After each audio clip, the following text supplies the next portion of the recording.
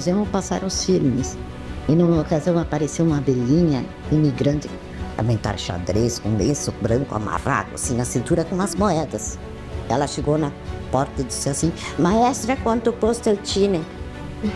Então eu disse: não preciso de dinheiro, pode entrar, o cinema é de graça.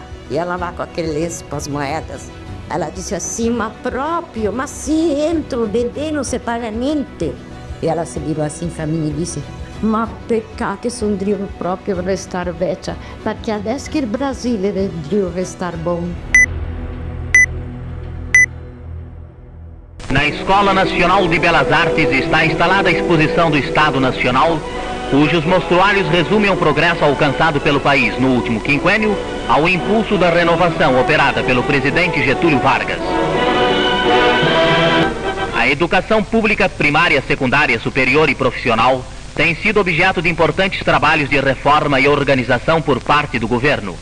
Foi estabelecida em bases novas e adequadas ao nosso progresso.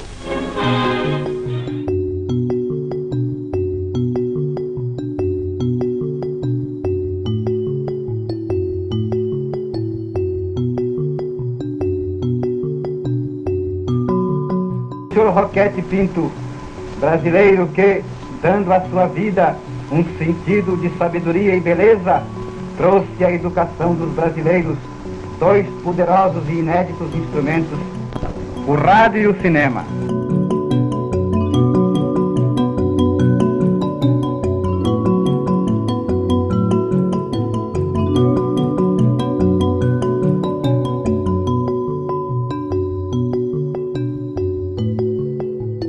As escolas sempre procuraram usar cinema educativo, mas eu sei que nos colégios particulares, tanto o Carmo, quanto o São José, quanto o São Carlos utilizavam o cinema.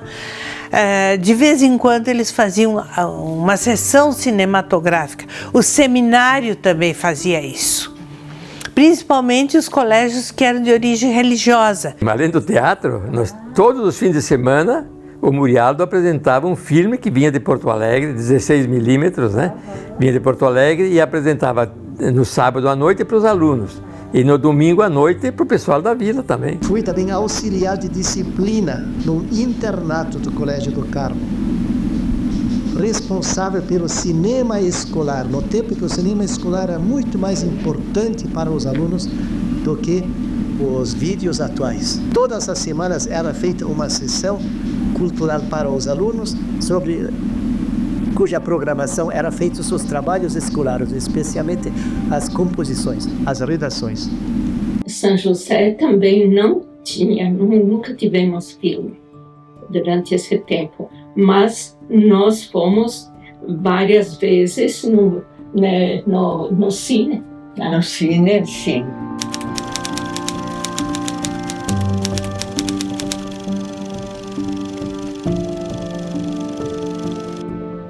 Inclusive, numa ocasião, eu apresentei uma reivindicação, queria um projetor cinematográfico para passar filmes na colônia, porque cinema na colônia já era pouco nos vilarejos, imagina no interior. Então eu comprei um projetor cinematográfico, 16 milímetros, e conseguia filmes de curta-metragem, conseguia com instituições em Porto Alegre, e sobre higiene, sobre agricultura e algum filme cômico. E aos domingos eu ia passar, eu marcava com antecedência, ia passar lá na Terceira Légua, em São Virgílio, na Conceição.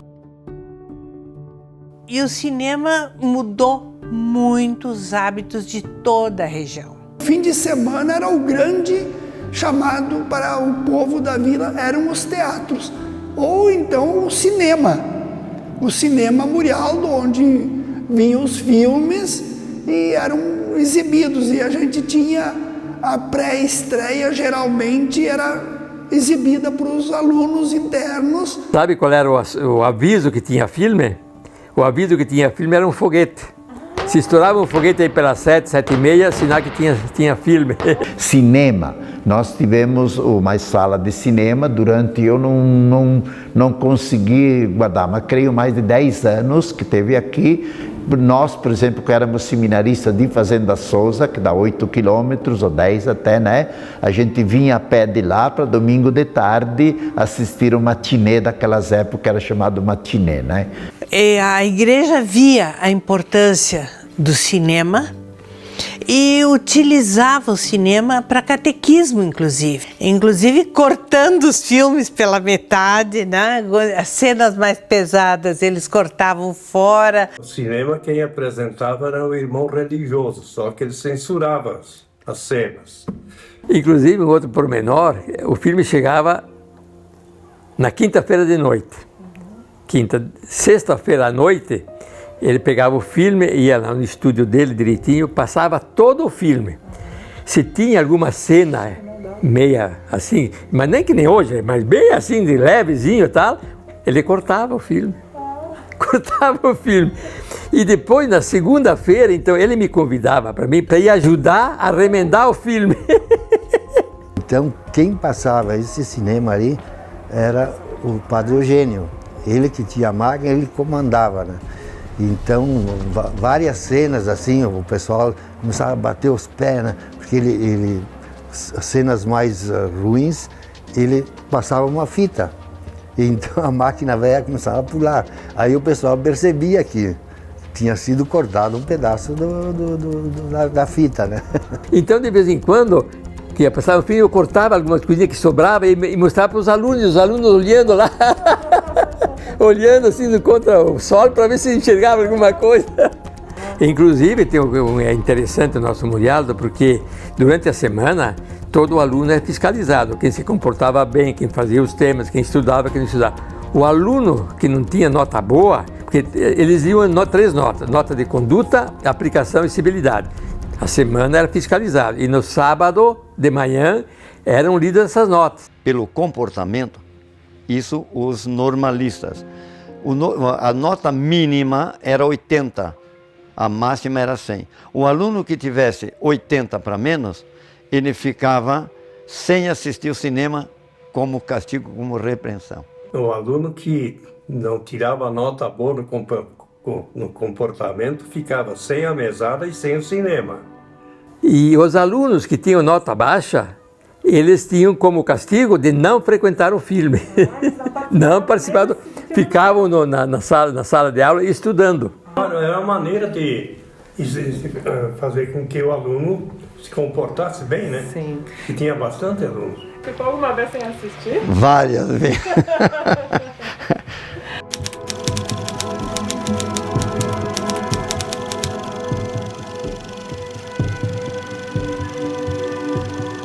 Eles escolhiam os filmes assim mais que podia participar todo mundo, né? Crianças de idades assim até mais velhos e os mais novos também participavam. Né? Mais filmes históricos, filmes brasileiros também passavam, mas não eram filmes assim educativos ou mais de lazer. Alguns filmes que ajudaram a gente a pensar, etc.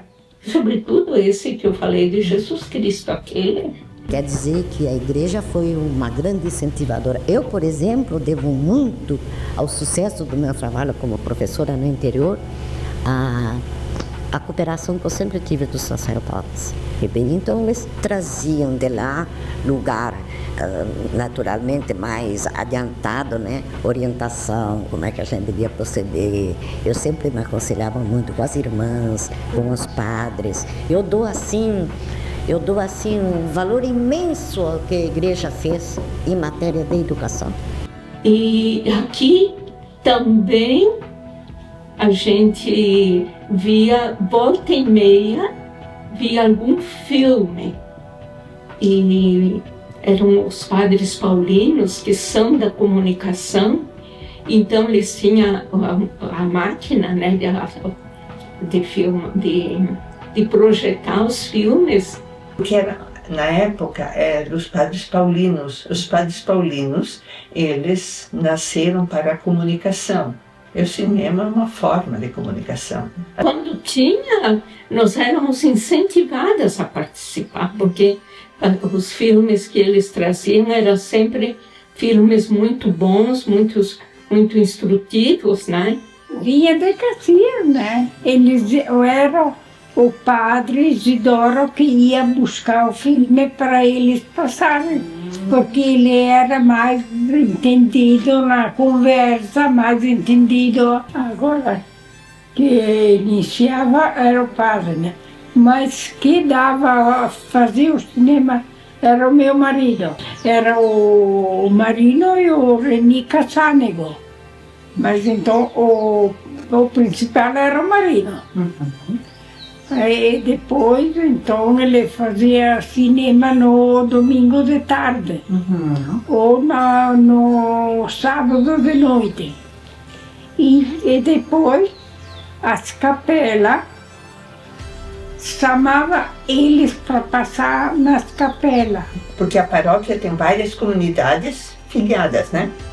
Então, na nossa comunidade também, não era muitas vezes que vinha, demorava. Porque a gente imaginava, era um domingo à tarde que tinha que ser, porque de manhã o padre estava ocupado.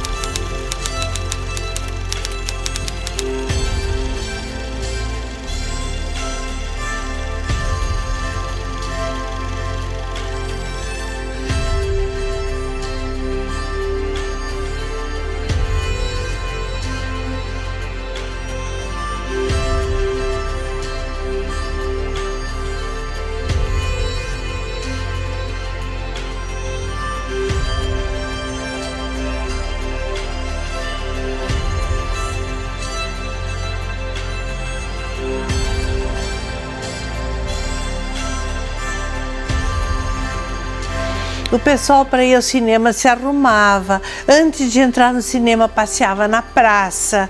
Depois do filme, então, ia namorar na praça.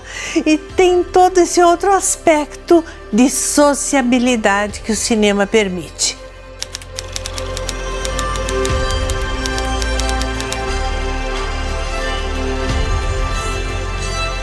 O cinema, enquanto recurso pedagógico, ele não precisa mimetizar a exposição dele numa sala de cinema.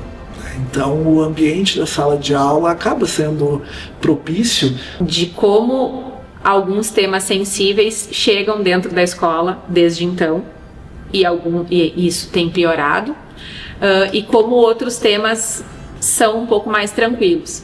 A classificação indicativa, ela te traz alguns elementos, mas às vezes ela não é ela que vai permear, né, muito ali o que tu não pode mostrar. O que vale ainda? Vale não abrir mão de debater o que a gente tem convicção que precisa ser debatido, né? O segundo desafio, que eu acho que é muito maior, é justamente o acesso a esses filmes, que parece contraditório, porque existem diversas plataformas online, mas a seleção, a curadoria, saber que filme eu vou passar, isso demanda um tempo que muitas vezes os professores não têm. Então, o tempo todo, para mim, é um esforço de tentar construir em volta do filme um expediente que é de estudo, sim, quando é dentro da escola, mas que é também de fruição. Se for possível, a gente vai conseguir, né, se emocionar. O cinema ele acaba abrindo, né, um leque de possibilidades, de recursos que, se tu tiver um domínio, tu vai poder utilizar em diversos momentos no teu planejamento de aula. E o cinema nos dá uma margem muito grande de possibilidades de abordar qualquer assunto, seja curricular ou não, dentro da escola. Eu me dou conta que é muito surpreendente assim para eles. A gente vai ver um filme na aula e é surpreendente para eles e ainda é para mim, sabe? No coletivo, se todo aquele grupo parou para assistir aquela visão de mundo e falar sobre ela, significa que a forma como cada um deles vê o mundo é tão plausível quanto aquele filme que eles pararam para ver e falar, entende? Mudou toda a comunidade. E assim como o cinema fez ali, aqui em Caxias também mudou muitos hábitos. Então tinha uma escola que funcionou muitos anos, então como cinema aqui para a cultura do povo, né? Era muito bom, olha, sempre lotado, o cinema sempre lotadinho. Então aqui para a Vila foi uma das coisas mais interessantes do cinema, porque era a única diversão da população assim. A minha vontade, os meus desejos, né? Quer dizer que tudo ajudou para que, além do ensino propriamente dito, eu sempre assim me dedicasse também para estender um pouco mais a parte de cultura.